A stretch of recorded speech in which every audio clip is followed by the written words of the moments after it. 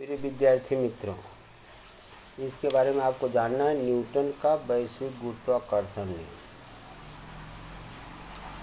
अब न्यूटन का वैश्विक गुरुत्वाकर्षण नियम ये है, न्यूटन के गुरुत्वाकर्षण नियम के अनुसार विश्व का प्रत्येक पिंड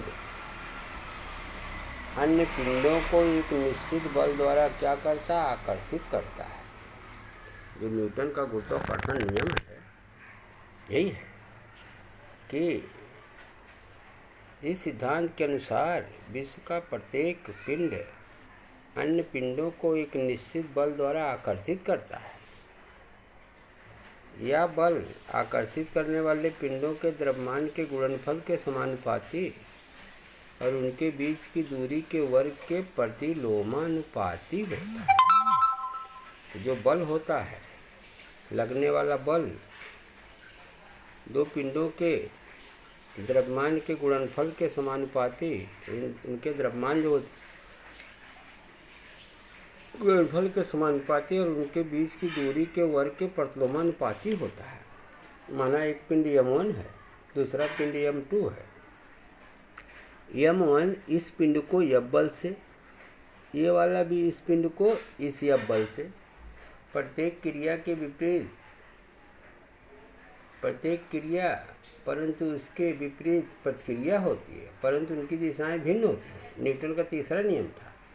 ऐसे अगर ये F बल से खींचता है तो ये वाला भी F बल से खींचता है और उनके बीच की दूरी क्या है? d है।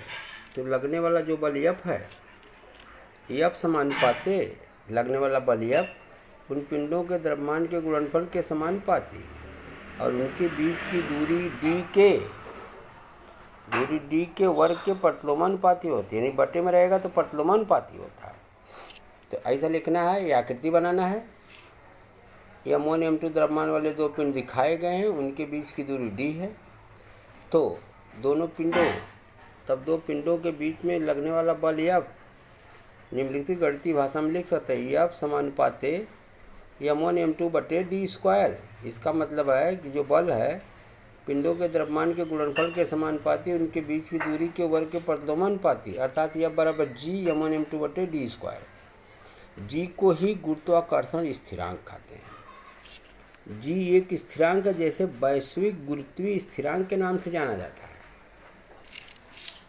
ये दोनों पिंड में से एक पिंड का द्रव्यमान दुगना कर दिया जाए तो इस नियमानुसार गुरुत्वाकर्षण बल भी दुगना हो जाएगा। अगर m का मान 2m कर दिया जाए तो जो बल लगने वाला वो भी क्या आ जाएगा? दुगना हो जाएगा।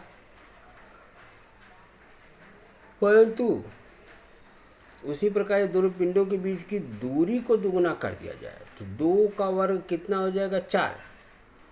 तो लगने वाला दोनों पिंडों के तो चौथाई रह जाएगा।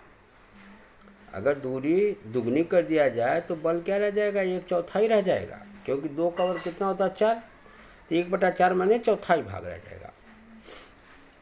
यदि दोनों पिंड गोली होंगे तो उनके मध्य लगने वाला बल दोनों के केंद्र को जोड़ने वाली रेखा की दिशा में होगा। उस रेखाखंड की लंबाई को उसके दूरी मानी जाएगी। यदि दोनों पिंड गोल या नियमित आकार के नहीं होंगे तो उनके पिंडों के द्रव्यमान केंद्र को जोड़ने वाली रेखा के खंड की दिशा में होता, अर्थात d उस रेखा खंड की लंबाई से ही लिया जाएगा। समीकरण 2 से स्पष्ट है कि g का मान इकाई द्रव्यमान इकाई दूरी पर स्थित दो पिंडों के गुरुत्वीय बल का मापन करने से प्राप्त होता है। अर्थात SI प्रणाली में g का मान 1 किलोग्राम द्रव्यमान एक दूसरे से 1 मीटर दूरी पर स्थिर रखने पर दो पिंडों के बीच जो गुरुत्वाकर्षण बल के मान के क्या हो जाएगा? बराबर हो जाएगा। अब मित्रों देखो, F बराबर g m1 m2 बटे d²।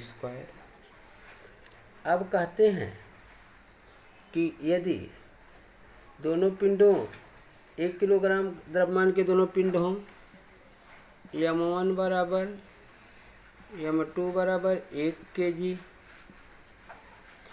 और d बराबर 1 मीटर, तो यही में रख देने का है।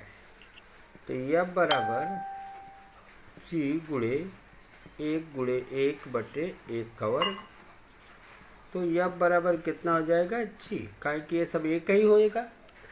तो कहने का मतलब कि 1 किलोग्राम द्रव्यमान वाले दो पिंड एक दूसरे से 1 मीटर दूरी पर रखने पर, 1 मीटर की दूरी रखने पर दोनों के बीच जो गुरुत्वाकर्षण बल का मान G के मान के क्या होएगा, बराबर होगा।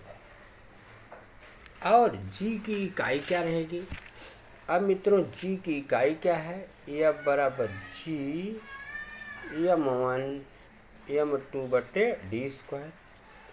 इसलिए G बराबर क्या हो जाएगा, G बराबर F ×